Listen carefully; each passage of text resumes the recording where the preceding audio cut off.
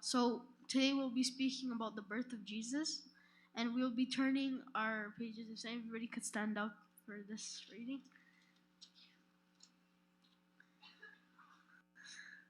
Okay, so we'll be reading from Luke chapter 2 from verse 6 to 7. While they were there, the time came. While they were there, the time came for the baby to be born, and she gave birth to her firstborn, a son. She wrapped him in cloths and placed him in a manger because there was no room for them in the inn. Yeah, you guys may be seated. Yeah, so this shows the birth of Jesus, and we see that it says child, and the child is only for a human child. So like we see that Jesus was born as a human and not anything else. And then we could also, if we turn our pages to, everybody could stay for this one, but Micah 5 verse 2.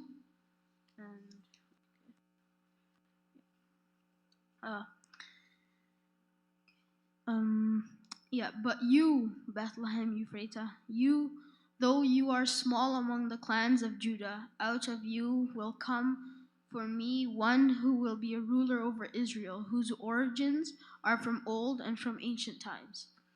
So what we learn here is that obviously Jesus was going to be great, a ruler, but we see he was born in a stable, and he was born with animals.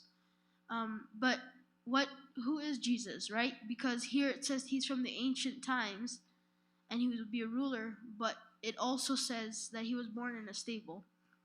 Well, Jesus is God, but he was also born as a man when he came here.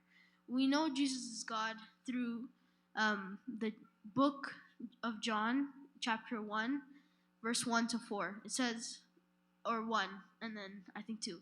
In the beginning was the Word, and the Word was God, and the Word was with God. He was with God in the beginning. Through him all things were made. Without him nothing was made that has been made. That's up to 3, sorry. There we see that God, he's clearly God. We see that John is referring to Jesus as the Word, and he's referring to the Word as God, which has created all things. So because Jesus has created all things, he is then God, and he's been there from the beginning. So if he's been God for this whole time, why did he need to come down to earth as a human child or a baby? Today we're here to celebrate the birth of Jesus, but we need to understand why he came here in the first place. Well, he came here for a few reasons. For one, he came to reconcile us back to Christ, back to God. When he came here, he acted like a mediator. Before we were, our connection with God after Adam and Eve's sin, we were disconnected from God. And when Jesus came down here, he had to live like a man, be born as a man, and act like a man, and basically everything. If he had stayed in heaven with his Father, then he wouldn't have had, he wouldn't be able to be the mediator, the connection, like the connector, because he would still be in God's place. He needs to come down as a human, to sacrifice himself as a human, to connect the wires or the thread that's been disconnected between us and God. And then the next reason is he came to die on the cross. I've already kind of stated that in my first point, but he came to die, and he paid a very painful death.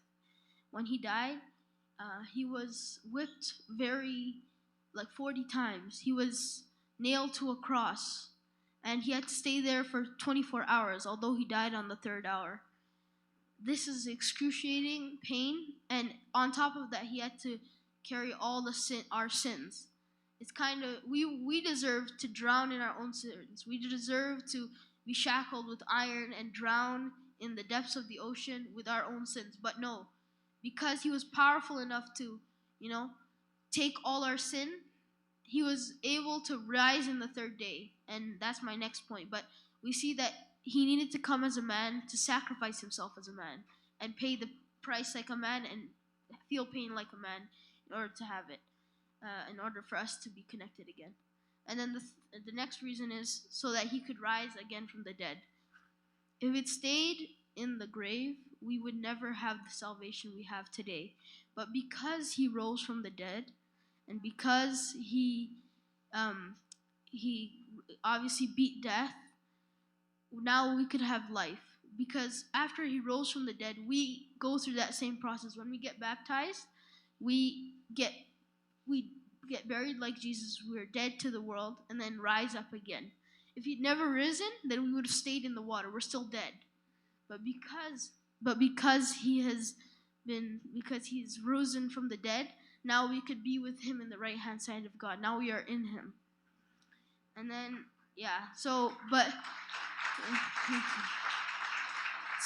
but the point I feel like that I have to give today is that yes, we are celebrating the birth of Jesus, and the birth of Jesus is very important, but we must understand that the birth of Jesus was only a part of God's plan. If he'd only been born and lived like a man and never died and went back to heaven, then we wouldn't have the salvation we have today. So when we celebrate the birth of Jesus, we're celebrating his death and resurrection. And when we celebrate his death and resurrection, we're also celebrating his birth. Both work hand in hand, and none of them, they can't be separated. Both are contribute to our ultimate salvation. Yeah, I'm done.